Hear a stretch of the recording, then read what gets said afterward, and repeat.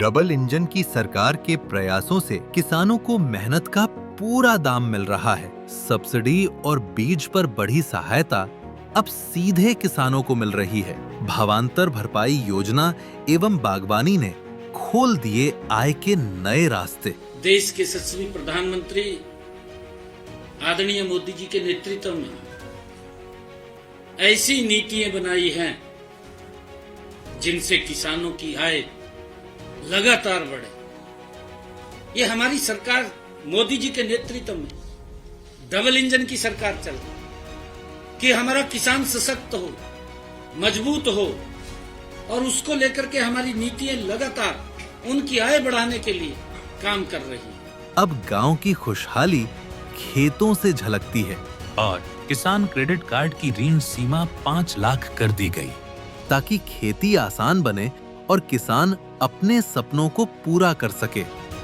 मुख्यमंत्री श्री नायब सिंह सैनी जी के कुशल नेतृत्व में किसान उत्थान के नए अध्याय लिखे गए हैं। जब अन्नदाता मुस्कुराएगा, तभी हरियाणा चमकेगा।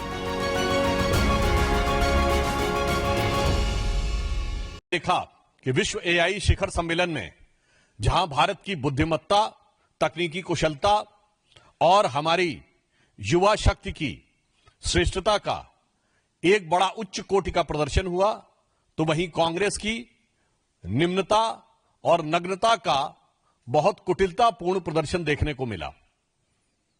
अभी तक पूरा देश इस विषय को लेकर न सिर्फ क्षुब्ध है बल्कि आक्रोशित भी है। और अब कांग्रेस पार्टी के गठबंधन सहयोगियों की तरफ से भी इस विषय को लेकर आपत्ति की गई। श्री अखिलेश यादव जी का वक्तव्य आपने देखा होगा। अब कांग्रेस पार्टी के अंदर से भी यह स्वर उठना शुरू हुआ है कि इस ढंग के अंतर्राष्ट्रीय आयोजनों में एक गरिमापूर्ण आचरण की अपेक्षा होती है, उसमें इस ढंग का हल्का, छिछोरा और नग्नता का आचरण करना निहायत निंदनीय है। कांग्रेस की वरिष्ठ नेता रही और पूर्व केंद्रीय मंत्री मार्गरेट अल्वा जी ने कहा है कि अंतर्राष्ट्रीय आयोजनों के दौरान एक जिम्मेदारी की भावना होनी चाहिए और उन्होंने कहा कि अंतर्राष्ट्रीय आयोजनों के दौरान गरिमा और अनुशासन को बनाए रखना सभी की जिम्मेदारी है। इसलिए हम यह कहना चाहते हैं कि कांग्रेस पार्टी को अब यह समझना चाहिए कि वो जिस प्रकार के विचारों के हिसाब से चल रहे हैं, जनता तो उनको नकार रही ही है, गठबंधन सहयोगी तो नकार रहे ही हैं। अब उनके पार्टी के अंदर के वरिष्ठ और पुराने नेता भी अब उन्हें नकार रहे हैं और जनता पूरी तरीके से धिक्कार रही है।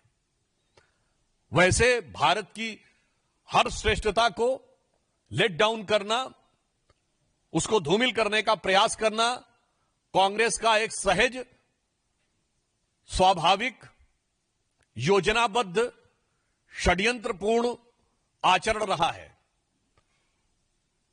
और यह इसलिए भी महत्वपूर्ण है कि आज जब दुनिया में जो फ्यूचरिस्टिक टेक्नोलॉजीज जिनको कहते हैं, जो इमर्ज कर रही हैं, यानी भविष्य की भावी नई तकनीक जो क्षितिज पर उभरती हुई दिखाई पड़ रही है, उनमें से एक एआई में भारत आज अग्रणी भूमिका में दिखाई पड़ रहा है, जो मुझे लगता है भारत की क्षमता बहुत पहले से थी। परंतु यह समस्या कांग्रेस के अंदर आज की नहीं है, यह खानदानी समस्या है। मैं कोट करना चाहता हूं कि यह समस्या कांग्रेस के नेताओं से ज्यादा कांग्रेस के परिवार की समस्या है। आप सभी ने सुना होगा कि एक जमाने में भारत को स्नेक चार्मर्स का देश कहा जाता था।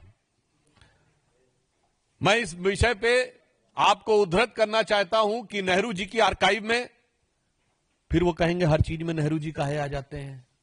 अब क्या बताएं, कांग्रेस और नेहरू जी का रिश्ता ही ऐसा है कि अजी हमसे बचकर कहां जाइएगा, जहां जाइएगा हमें पाइएगा।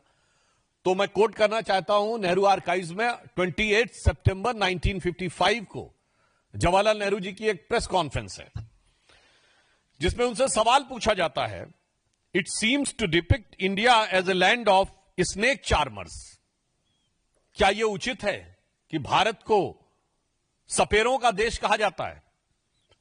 And look at the reply of Jawaharlal Nehru ji, no no, I do not think there is anything wrong in snake charming. You do not realize, it may say so with all respect, that the satisfaction of the intelligent taste of the tourist.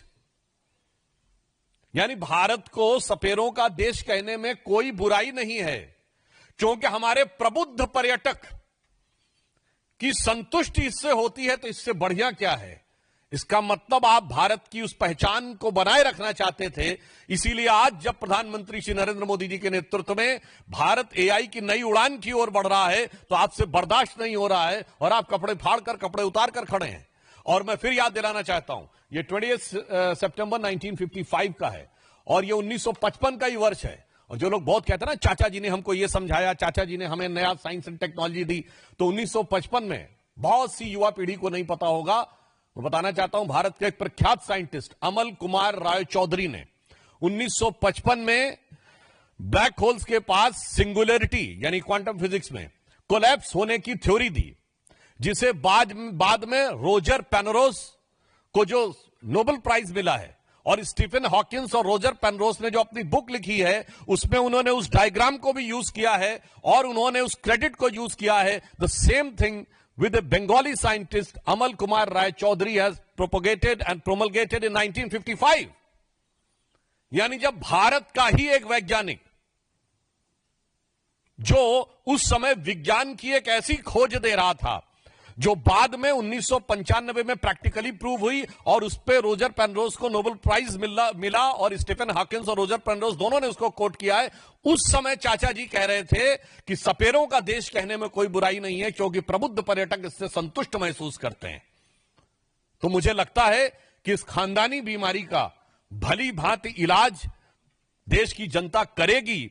और यद्यपि समस्या क्या है कि जो उनको वैद्य बताना चाहते हैं, जो उनके डॉक्टर बताना चाहते हैं, चाहे वो उनके साथी हो संगठन के अथवा उनके पार्टी के अंदर के साथी हो, उनको वो सुनना नहीं चाहते.